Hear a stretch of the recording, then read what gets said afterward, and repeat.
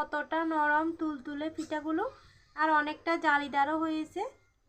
দেখুন কত সুন্দর হয়েছে পিঠা, একদম নরম তুলতুলে।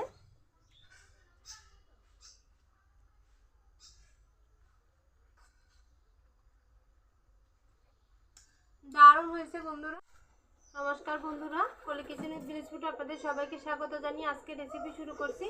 আজকে একদম সহজ পদ্ধতিতে নরম তুলতুলে জালিদার চিতই পিঠা বানিয়ে দেখাবো। অবশ্যই পুরো ভিডিওটি দেখবেন, আশা করি ভালো লাগবে। আর যে সকল বন্ধুরা আমার চ্যানেলে এখনও নতুন, চ্যানেলটি সাবস্ক্রাইব করে আমার পাশে থাকার জন্য সবাইকে অনুরোধ রইল।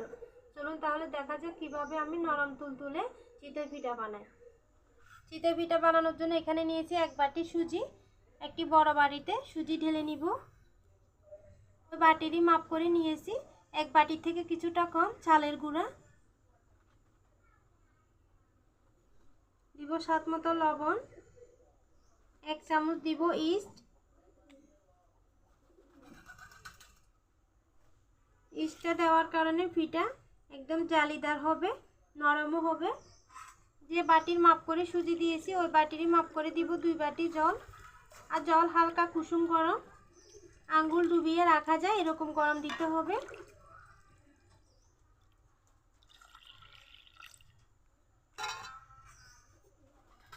খুব ভালো করে মিশিয়ে নিব।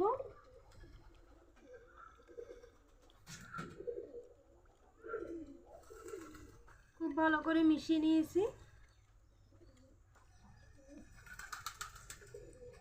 এখন মিশ্রণটাকে একটি মিক্সার জারের মধ্যে ঢেলে নিব।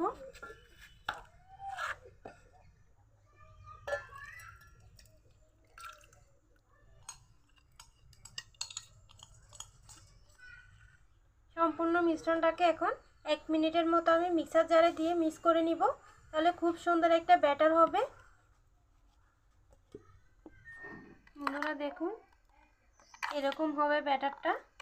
আমি বাটিতে ঢেলে নিব।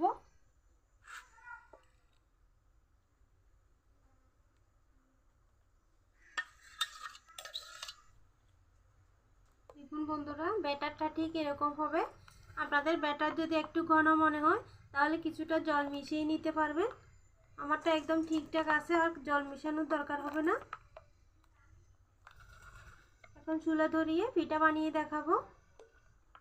একটি টিস্যুতে তেল লাগিয়ে নিয়েছি, ফ্যানটা একটু মুছে দিব। আমি ফ্যানের মধ্যে পিঠা বানিয়ে দেখাবো, আপনারা যে কোনো কড়াইতেও বানাতে পারবেন। 1 হাতা ব্যাটার এভাবে ফ্যানের মধ্যে দিব, একটি ঢাকনা দিয়ে ঢেকে দিব। উপরে সামান্য একটু জল ছিটিয়ে দিব, আর অল্প অল্প আঁচে পিঠাগুলো বানিয়ে নিব।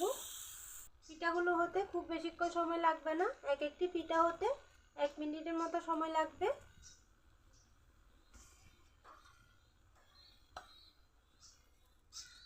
দেখুন বন্ধুরা কি সুন্দর ফুলেছে পিঠা। এই দেখুন দেখতে কতটা সুন্দর লাগছে। এভাবে আমি সবগুলো পিঠা বানিয়ে নিব। আরও একটি পিঠা বানিয়ে দেখাবো। আবারও ঢেকে দিব, আর উপরে সামান্য একটু জল ছিটিয়ে দিব। এই পিঠাটাও খুব সুন্দর ফুলেছে। এইভাবে আমি বাকি সবগুলো পিঠা রেডি করে নিব। তো বন্ধুরা আমি আবারও একটু মুছে দিব।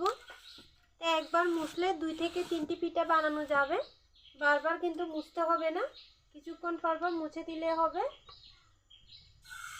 দেখুন এভাবে আমি বাকি সবগুলো পিঠা বানিয়ে নিব। এভাবে একটু জল ছিটিয়ে দিলে পিঠাগুলো খুব সুন্দর ফুলবে।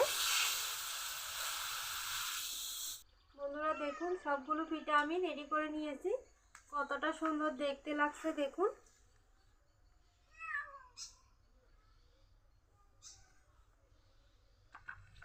এই পিঠাগুলো খেজুরের গুড় দিয়ে খেতে বেশি ভালো লাগে। আমি একটি পিঠা তাদেরকে দেখাই। দেখুন বন্ধুরা কতটা নরম তুলতুলে পিঠাগুলো, আর অনেকটা জালিদারও হয়েছে দেখুন।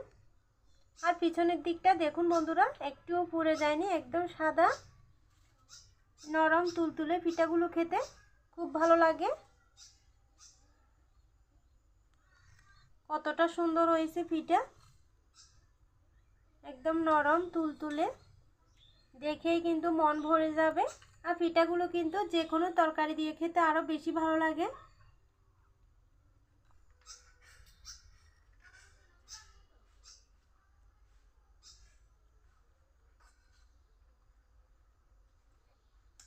দারুণ হয়েছে বন্ধুরা।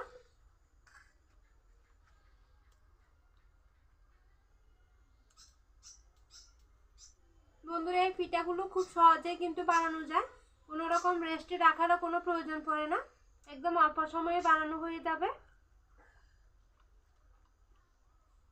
বাড়িতে কেউ আসলে খুব সহজলদি এভাবে বানিয়ে দিতে পারবেন, খেতেও ভীষণ ভালো লাগবে।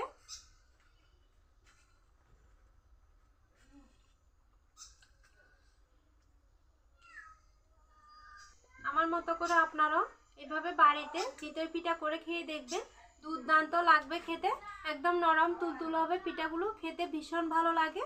তো আমার ভিডিও কেমন লেগেছে কমেন্টে জানাবেন, যদি ভালো লাগে ভিডিওতে একটি লাইক দিবেন, চ্যানেলটি সাবস্ক্রাইব করে আমার পাশে থাকবেন। আজকে এই পর্যন্ত, সবাই ভালো থাকবেন, সুস্থ থাকবেন, সাবধানে থাকবেন। দেখা হবে অন্যদিন নতুন আরও একটি রেসিপি নিয়ে।